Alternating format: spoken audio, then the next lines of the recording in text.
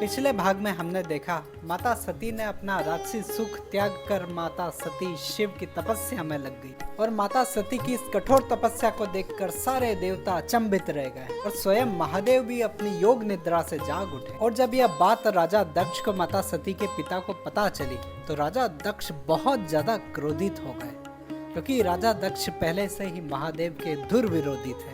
राजा दक्ष का मानना था शिव ना तो किसी राज्य के राजा हैं और ना ही कोई वैभवशाली देवता हैं। शिव भस्म धारण करते हैं, शमशान में रहते हैं और तो और उनके गण भी विचित्र हैं।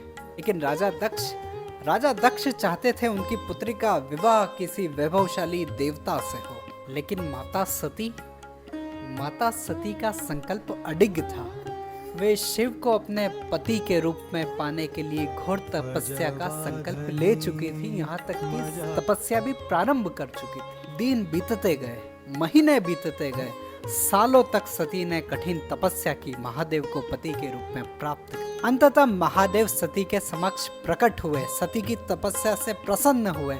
अब महादेव माता सती से बोले, हे सती, मैं तुम्हारी इस तपस्या को स्वीकार करता हूँ। मैं तुम्हें अपनी अर्धांगिनी के रूप में स्वीकार करता हूँ। यह बात सुनते ही सती का आनंद मानो चारों दिशाओं में फैल गया और शिव और सती के इस मिलन को देखकर देवता भी हर्ष से भर गए। चारों दिशाओं में मंगल गान होने लगा, क्योंकि देवता भी इस बात को जानते थे कि शिव और शक्ति का मिलन ही समस्त सृष्टि के कल्याण के लिए अति आवश्यक है। अब इसके बाद कैलाश से महादेव की दिव्य बारात निकलती है, अद्भुत बारात निकलती है। इस दिव्य बारात में देवता, ऋषि, योगी, यक्ष और समस्त शिवगण सम्मिलित। शिव की इसी बारात में भूत, प्रेत और विभिन्न प्रकार के सर्प भी इस दिव्य बारात में सम्मिलित थे। महादेव की इस दिव्य बारात को देखकर पूरी सृष्टि अचंभित थी। जब बारात राजा दक्ष के द्वार पर पहुंचती है तो राजा दक्ष तो पहले इस विवाह के लिए अप्रसन्न थे, लेकिन देवता और ब्रह्मा विष्णु के कहने पर वो इस विवाह के लिए राजी हुए थे। उन्होंने स्वीकृति दी थी। इसके बाद शिव और सती का पूरे विधि विधान से विवाह संपन्न हुआ। यह बस एक विवाह नहीं था, यह शिव और शक्ति का मिलन था।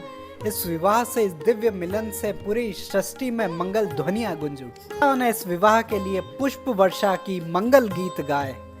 लेकिन इसके बाद भी दक्ष का अहंकार समाप्त नहीं हुआ। दक्ष ने अपने मन में महादेव के लिए स्थायी बैर स्थापित कर लिया। कुछ समय बाद एक विशाल धर्म सभा का आयोजन हुआ। उसमें सभी देवता, ऋषि, मुनि और महादेव भी सम्मिलित। जब प्रजापति दक्ष ने उस सभा में प्रवेश किया तो सभी सम्मान में दक्ष के खड़े हो गए, क्योंकि राजा दक्ष उस धर्म सभा के प्रमुख थे। लेकिन महादेव अपने स्थान पर बैठे बैठे ध्यान मग्न हो गए।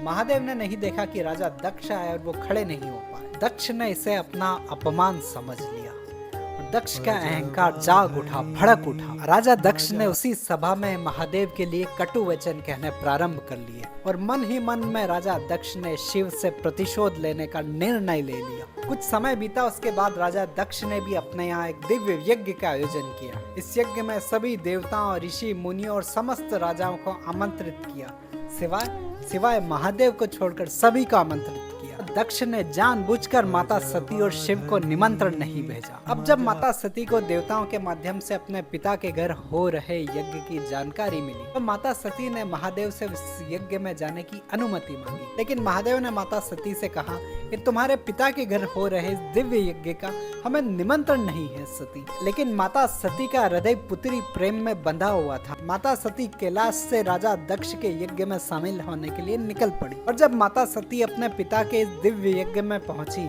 तो माता सती ने देखा कि उस यज्ञ में सभी देवताओं का स्थान है, लेकिन उनके पति महादेव का कोई स्थान नहीं है। माता सती का हृदय यह देखकर बहुत ज्यादा क्रोधित हुआ। माता सती रोने लगी। माता सती ने उस सभा के मध्य में अपने क्रोध से भरे हृदय से कहा, मैंने जो शरीर दक्ष पुत्री के रूप में प्राप्त किया था और जिस पिता ने मेरे स्वामी का अपमान किया है, मैं आज अपना वो शरीर त्याग रही हूँ। और जिस पिता ने मेरे स्वामी का अपमान किया है उससे मेरा कोई संबंध नहीं है। इतना कहकर माता सती दक्ष के उसी यज्ञ कुंड में योगाग्नि में लीन हो गई। पूरा यज्ञ स्थल कांप उठा कि अब तो तांडव होगा। सभी देवता, ऋषि, मुनि, राजा वहां से भागने लगे। राजा दक्ष का अहंकार भी कांपने लगा। अब जब यह समाचार कैलाश पर पहुंचा तो महादेव का हृदय क्रोध और शोक से भर उठा। महादेव ने क्रोध में अपनी जटा जूट बांधी और महादेव का क्रोध इतना शक्तिशाली था, इतना भीषण था कि उनके क्रोध से एक शक्तिशाली वीर का जन्म हुआ जिसका नाम था वीरभद्र। अब महादेव ने वीरभद्र को आदेश दिया कि जाकर दक्ष के यज्ञ का विनाश करो। अब वीरभद्र महादेव के इस आदेश के बाद वीरभद्र समस्त शिवगण के साथ यज्ञ स्थल पर पहुंचे, यज्ञ स्थल को ध्वस्त कर दिया और अंत में वीरभद्र ने राजा दक्ष का सिर धड़ से अलग कर दिया। अब माता सती संसार में नहीं थे। माता सती के वियोग में माता सती को जलती हुई लेकर पूरी सृष्टि में घूमने लगे, दौड़ने लगे। महादेव के इस दुख से, महादेव के इस कष्ट से पूरी सृष्टि का संतुलन बिगड़ने लगा। तब भगवान विष्णु ने सृष्टि के संतुलन को बनाए रखने के लिए माता सती के शरीर के विभिन्न टुकड़े कर दिए